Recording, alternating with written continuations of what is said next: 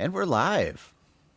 Welcome to a pre-show interview before the Land of 10,000 Streams Online Music Festival. It's a 3-day festival that's taking place March 5th through 7th at landof10kstreams.com, featuring dozens of wonderful artists and musicians from Minnesota and adjacent states, including the very talented Mr. Ryan Young, everybody. Hello, everybody. Ryan, good to see you, man. Good to see you too. It's been a really long time. Alan asked if I would sit down with you and chat, and I was like, I can't. I think the last time I actually had a conversation with you was when you were with Pert Near Sandstone, and you guys came over to my house to borrow some PA equipment. Oh, yeah. It was a long, long time ago, and I still remember that conversation, which I'll bring up later. But it's just been way too long, so it's great to see you. A lot of you will know Ryan. He plays fiddle in lots of great bands, including Trampled by Turtles, a crowd favorite. And but this Land of 10,000 Streams Festival looks like it's got your name on the bill. Is this a solo set? Yeah. I'll be playing some, I'll songs that I've written, and also I'll throw in a couple fiddle tunes too, just so people can hear, a little bit of fiddling as well. Yeah, they want the fiddling. Yeah. So is this something that you've done like since quarantine started, like a live stream solo set, anything like this? No, this will be the first one. Nice. You heard it here, folks. This is going to be a Ryan Young world premiere. World premiere. And I should mention that his particular set is 1:30 p.m. on Saturday, March 6th. And that's super cool. I feel like this whole situation is pushing a lot of us to just kind of get out of our comfort zone a little bit. And do these kinds of things. And you guys, I know Trampled by Turtles you guys just finish up your Thursday First Avenue. That's right. Sets. Yeah. How did that go? Great. Yeah. We actually pre-recorded them, so they had been recorded back in November. Nice. And we hired a film crew and a sound crew and lighting crew and the whole 9 yards. And so we had, it had to be edited together. And we did a bunch of interviews as well. So it was mixed professionally, audio wise, and also put together with interspersed with the interviews. And we tried to make a high quality product. That's super cool. And that's like an example, I think, of like ways that we've just had to adapt. Musicians can't not play, and right. Fans want to hear it and see it. And I think what you guys did there, I didn't get a chance to see one of those broadcasts, but from what I could see and the way you describe it, I mean, that's like a really well produced, show. And we're, sitting down in front of the TV with a bowl of popcorn. Did you watch your own sets then? I actually did watch them. Yeah. I was mostly interested. I was interested in the whole thing, but I was mostly interested in hearing what the interviews turned out like, because they weren't even interviews. That's the wrong word. We just each filmed ourselves talking about each song. Okay. And so the person that edited it all together, they didn't use everything. So they just picked the best little tidbits from everybody. So that's what I was most interested in checking out, is what things that I said made it and what the other people in the band had to say about these particular songs. Maybe learn some new things, some new perspectives. I actually did learn a couple new things that, things that had never come up. I didn't realize, like Eamon, who is our cello player, he apparently screamed all the way through this one song during the recording of it. And it was when we were recording that particular record, it was quite a few years ago. I can't remember the exact year, maybe like 5-6 years ago or something. Almost everybody in the band took a turn getting sick. And so, something went around, some sort of flu. And so I was, for part of that time, I was just not there. I was just in bed or whatever. Yeah. So, things happened in the studio that I didn't even know about, and that was one of them.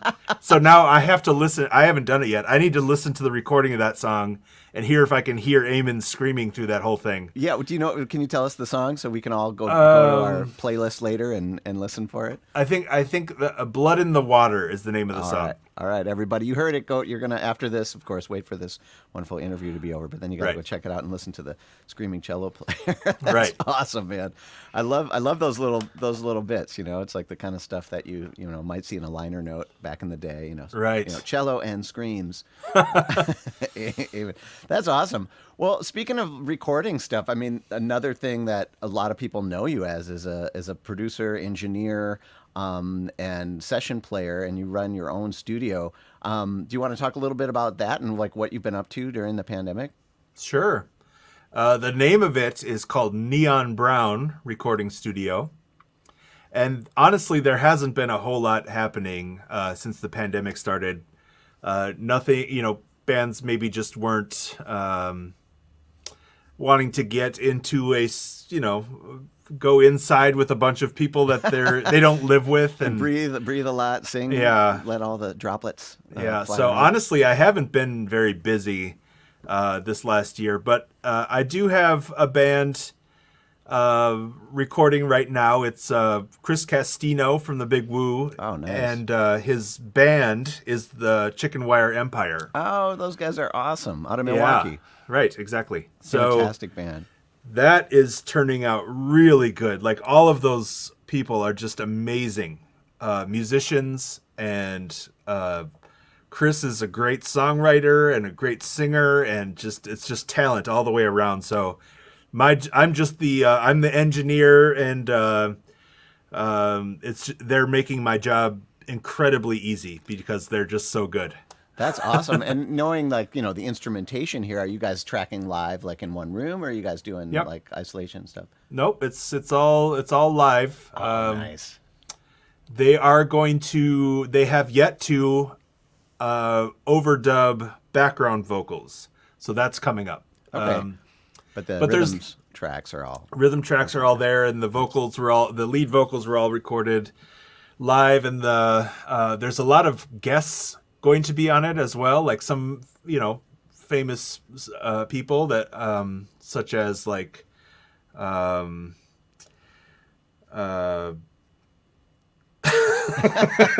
so famous we can't mention them now. It might it's top secret. Having a brain fart here. You'll when you buy the record, it'll be on the liner notes. You'll be surprised. That's awesome. Well, I think we'll leave them in suspense. But that sounds like a really great kind of pairing, and that's gonna be really, really cool. I mentioned earlier that I distinctly remember the last time like I really had a conversation with you, and we were outside walking, and I was at a point in my life where I was really thinking about music as like something I wanted to do. And you looked at me and you were like, have you ever thought about teaching? Because I've started teaching, and you can actually make money, like this, dollar bills, like actual bills after, spending all those, years playing bar gigs and getting a couple drink tickets and whatever's left. And I don't know if that was something, that you were just getting into at the time, but it stuck with me. And honestly, that's a, half of what I do now, and part of it was that encouragement. I hadn't thought of it. I guess I didn't think of that as something that you do if you're in like kind of a band trying to do your band thing. Right. But it ended up being great, and I just saw a video pop up on my social feeds not too long ago mentioning that you were offering lessons. And is that something that you did before and then stopped and started doing again, or is it just something you always do? Is it something you're pursuing more? It's all of that is kind of right, because and just so you know, the exact same thing happened to me. Like I didn't consider teaching for some reason. It just never occurred to me. Yeah. Until a friend of mine was just like, "Hey, have you ever thought of just teaching? Like you could totally do that, And I was like, "Oh, you know what? I bet I could. I bet I could do that." You've learned a lot of stuff. Yeah. So yeah, the exact same thing happened to me. But I did teach full time. That was my main job. Probably about the time I was talking to you about that. Okay. And still at the same time I was playing in Pert Near Sandstone and some other bands too. And then when I joined Trampled by Turtles, I basically quit teaching. Pretty Although full-time gig. yeah, although I did keep a few students, and I would teach them just whenever it worked out. So I kind of picked out a few people that were a little bit more advanced, and I could give them something to work on and say, hey, I'm not going to see you for 3 weeks. And they weren't beginners, so they could I trusted them to actually work on it every week, until or between then and when I would see them again. Yeah.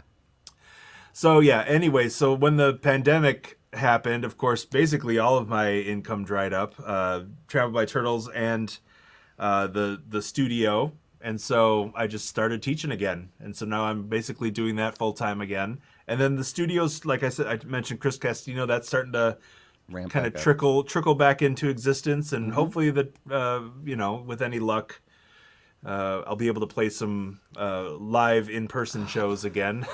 Sounds like a dream right now, doesn't it? Yeah, I'm not holding my breath that it's going to happen anytime soon, of course, but, maybe by the summer or fall or something, that would be wonderful. It's gonna happen. But in the meantime, folks, if you're out there and you want to learn the fiddle, do you teach mandolin as well? Yep. Fiddle, mandolin, any other instruments?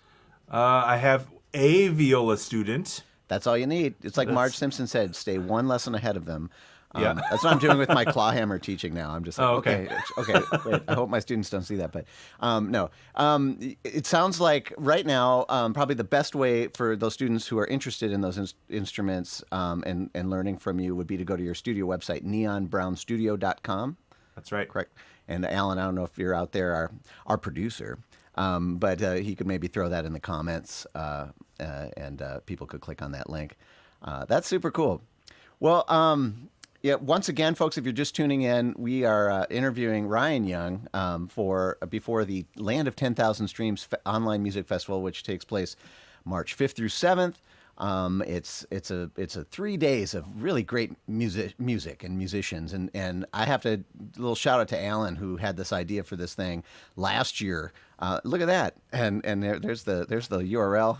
You can go there and learn some awesome fiddle and mandolin licks. But April or whatever, I forget when it was when I first saw the original version of this festival like advertised.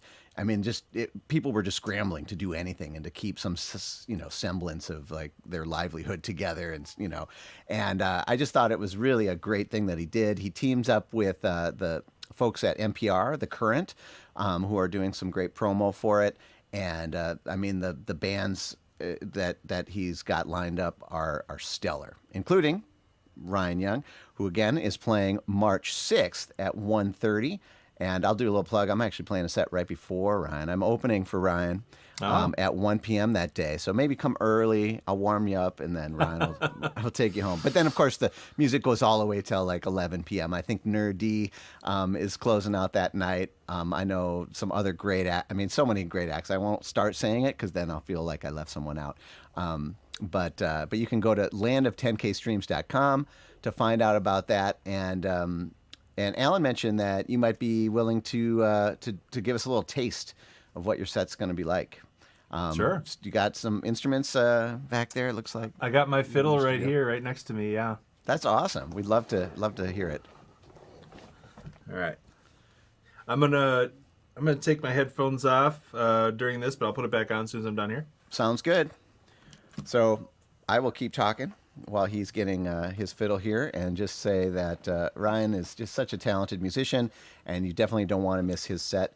And Alan, maybe you can bring Ryan up into the big screen here, and everyone can see him perform. All right, here we go.